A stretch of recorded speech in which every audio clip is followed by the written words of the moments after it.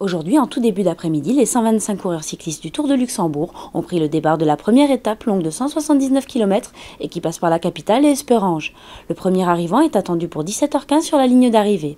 Hier, lors du prologue, c'est le Français Jimmy Engoulevent qui s'est imposé. Armstrong est arrivé 5e et Jim Drucker, premier coureur luxembourgeois, a terminé 9e. Quant à Frank Schleck, vainqueur du Tour l'an passé, il ne s'est classé que 25e.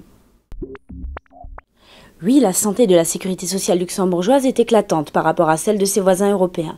Elle peut se reposer sur une réserve de 10 millions d'euros pour la fin 2010.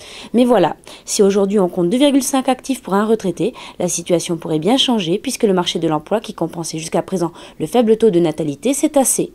Pour Mardi Bartolomeo, il est donc primordial de cotiser 40 ans complets. Quant à l'âge de départ à la retraite qui est aujourd'hui de 65 ans, le ministre ne souhaite pas l'augmenter. Le drame s'est déroulé hier dans la région des Lacs en Angleterre. Pendant plus de 3 heures, Derek Bird, un chauffeur de taxi de 52 ans, a tiré sur les passants avant de se suicider. Le bilan de cette tuerie est terrible. Au moins 12 morts et 25 blessés, dont 3 dans un état critique.